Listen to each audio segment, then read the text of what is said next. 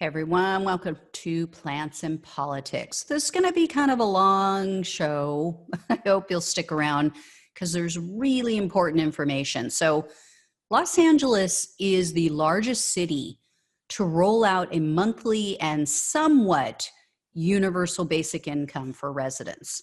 LA Mayor Eric Garcetti just announced that if the city council agrees, Los Angeles is going to choose and provide 2,000 families with $1,000 a month to use as they please.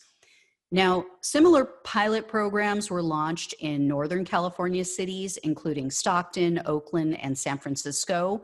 Stockton was the first California city to try a similar program, and it was a huge, monumental success. It totally dispelled also conservative talking points about people becoming lazy or using the money for drugs or alcohol or what have you. Stockton's program provided $500 a month to residents earning less than the median income. And they did this over a 2-year period. So according to a study of the first year's data that was compiled from this pilot program, it was reviewed by 2 different researchers, I should say. They found that people used the money to pay off debt, they were able to get full-time jobs, and they had, quote, statistically significant improvements in emotional health. And contrary to what Republican politicians would have you believe, full-time employment increased by quite a bit. So at the beginning of the study, 28% of the people enrolled in this UBI program had full-time jobs. Everybody else was either part-time or unemployed. By the end of year 1, 40% had gained full-time employment. That increased 12%.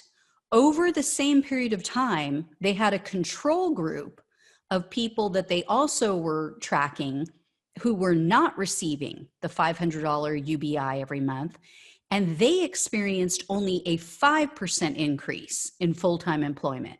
What they discovered is that many of the people who were only working part-time couldn't afford to take a day off to interview for a higher paying or full-time job. So when their income was subsidized by the $500, it afforded them the opportunity to take time off for interviews. The researchers also said that the money allowed those without a job at all the money for transportation so that they could go and find employment. They also found that by the end of year 1, 62% of those in the program were able to begin paying off debt as compared to only 52% prior to this UBI subsidy. They also found that at the beginning of the program, most of the participants were likely to have a mild mental health disorder.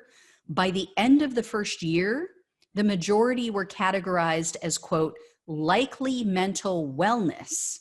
So the other conservative myth that was busted with this program was where and how people would spend this money.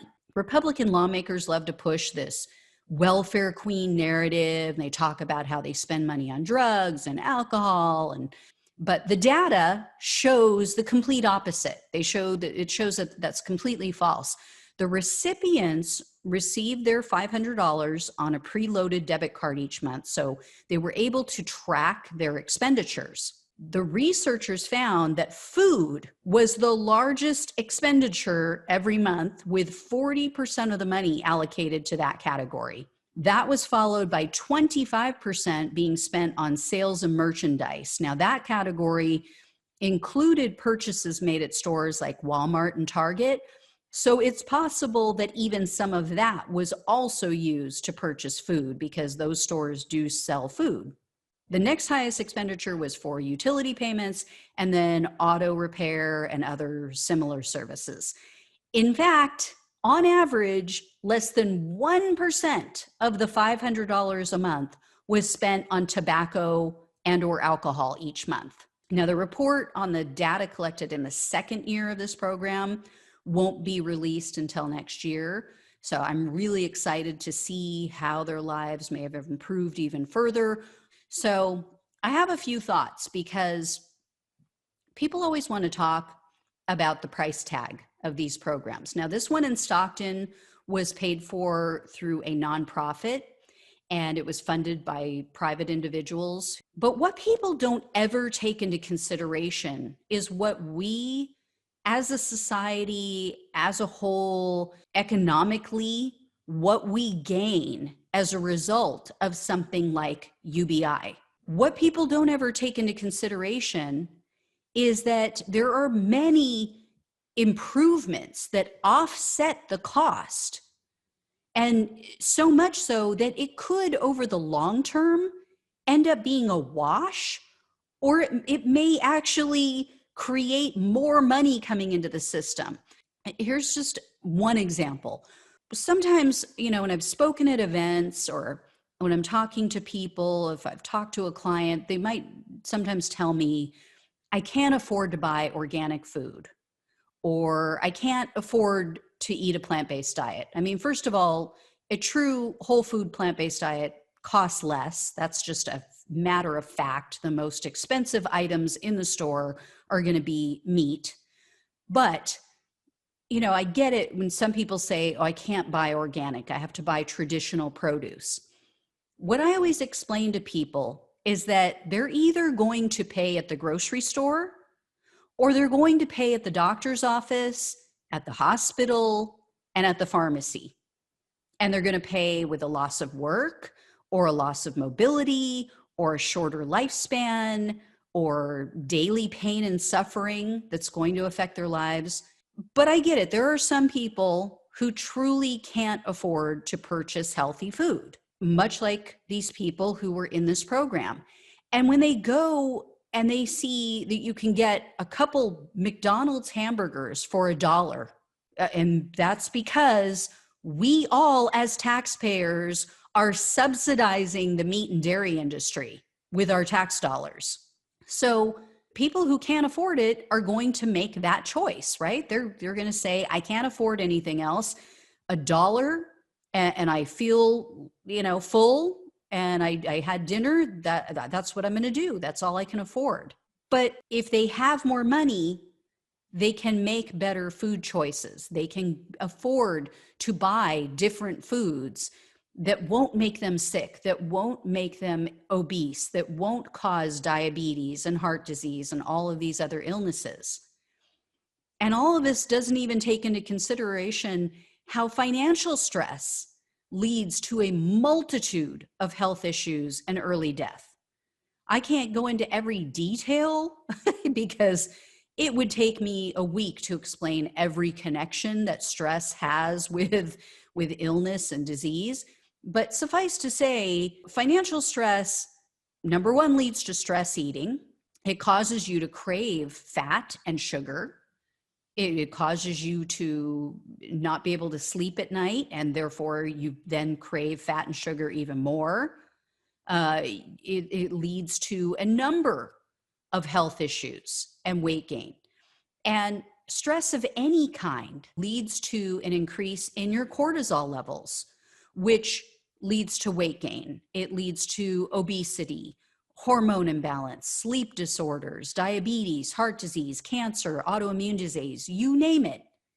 I could go on, but you get the picture. So health and longevity would improve with a UBI. Not to mention government healthcare costs would go down. Our tax dollars go to fund things like Medicare and, or help to offset the cost of and pay for Medicare and Medicaid and other similar programs. When those costs are up, it costs more money to fund them. When people are sick more often, they need more medications, they need more surgeries, they need more prescriptions, whatever the case may be. It costs all of us as taxpayers. And if UBI increases employment, as it did in this pilot program in Stockton, that means there's fewer people on food stamps and other social safety net types of programs. That means taxpayers save money. It also means that more citizens are paying taxes. Or if they're able to go from part-time employment to full-time employment or to a higher paying job, they're now paying more taxes. which also reduces the national debt. It also reduces the tax burden on everyone else. It also means that more citizens are fueling the economy because they can now afford to, as these people did in this study, go buy more food at the grocery store. They can go out to eat and help to fuel the local economy and help small businesses in their area. They can go and purchase new clothes and shoes, or maybe even buy a new car or their first home.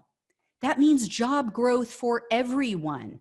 That means that stores and auto dealerships and escrow and title companies and appraisers, they all have more work and revenue. And they may need more employees to help with that added workload. So it creates more jobs. And then these people all have more money to spend, and that fuels the economy even more. And it also means that more stores will need to buy more products to fill their shelves faster. And it means that manufacturers of those products might need more employees, or maybe they can increase some of their part-time workers to full-time employment. Or they may have so many more orders that now they can afford to manufacture their products here in the US, and they can bring jobs back to the United States instead of fueling the Chinese economy or other economies around the globe. So this has a massive snowball effect in every possible way. And this is not like the fake trickle-down economic bullshit that Republicans and corporate shills have been feeding us for decades. This is a true bottom-up, trickle-up effect. And at the end of the day, it even helps the uber wealthy. There's just no reason on earth to fight this when you understand how it affects everyone, that there's a domino effect in a good way. And recently, moron Republican Congressman Dan Crenshaw made a statement that it's good for people to struggle. I mean, yeah, perhaps when you're 18 or 20 and you're just starting out in the world, it's good to have a little bit of a struggle, not to be coddled too much so that you can really dig in and, you start to get your feet under you. I mean, depending on your circumstances and who you are and where you grew up, it's not always the same struggle for everyone. But when you're 30 and 40 and you're still struggling just to survive day to day, you start to feel like there's no point. What is the point? So many people just give up. And there are very real world, serious consequences that result from that I don't give a shit anymore kind of attitude. At the far end of the spectrum, it can lead to violence and criminality and drug and alcohol abuse, exactly the things that Republican lawmakers say they don't want. There are more pervasive, widespread issues caused by this I don't give a damn anymore attitude. People who are just trying to survive don't have the time, the energy, the bandwidth to care about what's going on in the world. They aren't paying attention to or don't have the time to get involved to help end child abuse or end sexual abuse and animal abuse and government corruption or to fight against climate change. And they have less time to spend with their own children, which then can lead to a cycle of mental health and behavioral issues. So, in short, being financially secure leads to a more aware, more connected population and a safer and healthier society. And here's the thing, we've tried it the other way for centuries, and our country is now on the brink of an uprising. There's a reason why Americans were so drawn to people like Donald Trump and Bernie Sanders. People are sick and tired of it. They're willing to grasp for anything, anybody who's willing to throw them a line, because the wealth gap has grown so much that it is truly untenable. When 0.1 or 0.3% of the country has so much wealth that they could never in a million years spend it, and the majority of the rest of the country is barely getting by or living in poverty, that's called an oligarchy. And it's the type of thing that we fought to overthrow because it is so completely cruel and inequitable. So whether it's by UBI or shutting down every single loophole that the wealthy use to subvert their tax responsibilities, something needs to change, and it needs to change very soon. And if we don't change it, we are going to end up with another Donald Trump type of person, because people are going to exploit this wealth gap. They're going to exploit the anger and the division in this country to benefit themselves. So unless we want to see another terrorist attack at the Capitol or worse, unless we want to live through another 4 or 8 years, or God forbid, even longer, of someone like Donald Trump, something needs to happen. So I hope everybody will get behind this. Right now, UBI is underwater as far as support goes. I hope people can understand from what I've just shared that it affects all of us in a positive way. And we give it a try. What's the worst that can happen? If it goes terribly wrong, we end it. But the definition of insanity is doing the same thing over and over again and expecting a different result. It's time to stop this insanity. All right, guys, I hope you found this information helpful and interesting, and I hope you'll share it with people who maybe don't understand what UBI is or how it might benefit the country as a whole. And hopefully it maybe change some minds and hearts out there. As always, please like, share, and subscribe. Thanks so much for watching and listening. Take care, and I'll talk with you soon.